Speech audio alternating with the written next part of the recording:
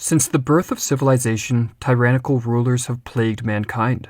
Driven by an insatiable appetite for power, such individuals have done their best to control both the minds and bodies of their subjects. Seen in this light, the history of civilization is very much a history of varying degrees of human enslavement. Especially in the case of more authoritarian regimes, it has been common to assume that the masses are purely victims in their enslavement, unable to mount any form of resistance due to the threat of force wielded by those in power. In the 16th century, the French philosopher Étienne de la Boétie challenged this view in his essay The Discourse on Voluntary Servitude. All governments, he argued, including the most tyrannical, can only rule for extended durations if they have the general support of the populace. Not only are those in power vastly outnumbered by those over whom they rule, but governments rely on the subjugated populations to provide them with a continual supply of resources and manpower. If one day enough people refused to obey and stopped surrendering their wealth and property, their oppressors would, in the words of Le Boétie, become naked and undone and as nothing, just as, when the root receives no nourishment, the branch withers and dies. Hence, mass submission to even the most oppressive political regimes is always a voluntary servitude, one based on popular consent, as Le Boétie explains. Obviously, there is no need of fighting to overcome this single tyrant, for he is automatically defeated if the country refuses consent to its own enslavement. It is not necessary to deprive him of anything, but simply to give him nothing. It is therefore the inhabitants themselves who permit, or rather bring about, their own subjection, since by ceasing to submit they would put an end to their servitude. A people enslaves itself, cuts its own throat when, having a choice between being vassals and being free men, it deserts its liberties and takes on the yoke, gives consent to its own misery, or rather, apparently welcomes it. In this video, we'll explore Le Boétie's insights as to why people throughout history and into the modern day have acted against their best interests and consented to their enslavement.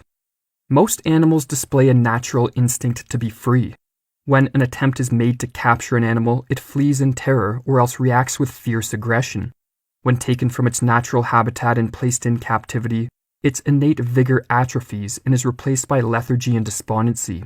The successful domestication of a species, therefore, usually requires numerous generations of selective breeding in order to eradicate the animal's instinct to roam and live free. Le Boétie asserts that in human beings this instinct for freedom is especially pronounced. Various social factors, however, have atrophied this natural instinct over time to the point where now the very love of liberty no longer seems natural. One of these factors, according to Le Boétie, is the powerful influence of custom, or in other words, our tendency to become habituated to the social and political conditions we were born into. Just as an animal born in captivity knows nothing of the freedom it lacks and hence does not resist its chains, so too those born into state slavery lack the knowledge of what it means to be free, and thus tend to accept their servitude as if it were natural. When one spends their formative years observing those around them not resisting their oppressors, but accepting them and even adoring them, the effects of custom tend to override the natural instinct for freedom, and submission becomes habitual.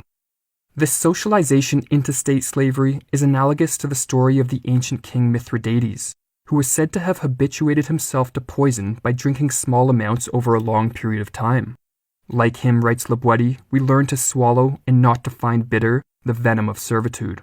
Or as he further explains, it is true that in the beginning men submit under constraint and by force, but those who come after them obey without regret and perform willingly what their predecessors had done because they had to.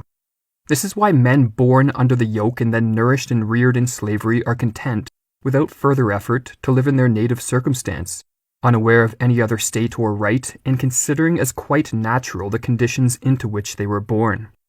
But custom alone does not account for the readiness with which people consent to their servitude, as ruling classes have long known that to maintain power, they must play an active role in engineering consent. Plays, farces, spectacles, gladiators, strange beasts, medals, pictures, writes Le Boétie, and other such opiates. These were for ancient peoples the bait towards slavery, the price of their liberty, the instruments of tyranny. In the modern day, these instruments of tyranny have changed form, but their essence remains the same.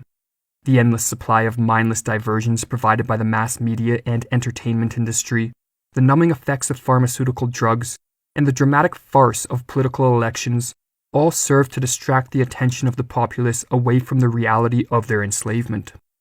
Another tactic for engineering consent used by ancient tyrants was analogous to what we call the welfare state today.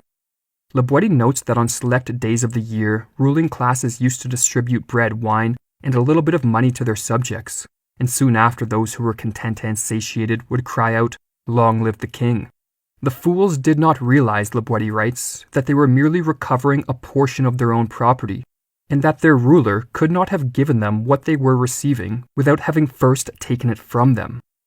But the proverbial bread and circuses are not the only instruments of tyranny, for ruling classes have long attempted to evoke not only the consent, but the adoration and reverence of their subjects by co-opting techniques used by religions to make their authority appear sacred. Myths, rituals, the use of religious and cult symbolism, and the construction of buildings symbolizing power and authority and resembling places of worship have long been used by ruling classes to borrow, in the words of Laboiti, a stray bit of divinity to bolster up their evil ways. Despite the fact that voluntary servitude to a political ruling class has been the norm throughout history, Laboiti does not consider it inevitable that this situation will continue indefinitely. For just as there have always existed those who seek to rule and exploit others, so too in all ages there exist individuals who instinctively rebel against any form of servitude, and thus are tortured by the chains which others appear not to notice. Even if liberty had entirely perished from the earth, Laboiti writes, such men would have to invent it. For them, slavery has no satisfactions, no matter how well disguised. Those who comprise this elite vanguard of freedom devote much of their time to educating themselves and developing their critical capacities for the sake of awakening others to the nefarious and deceptive nature of political rule.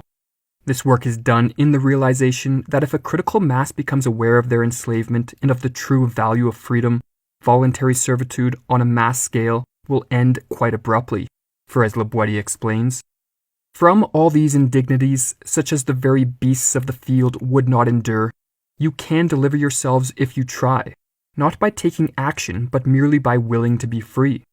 Resolve to serve no more, and you are at once freed. I do not ask that you place hands upon the tyrant to topple him over, but simply that you support him no longer. Then you will behold him, like a great colossus whose pedestal has been pulled away, fall of his own weight and break into pieces.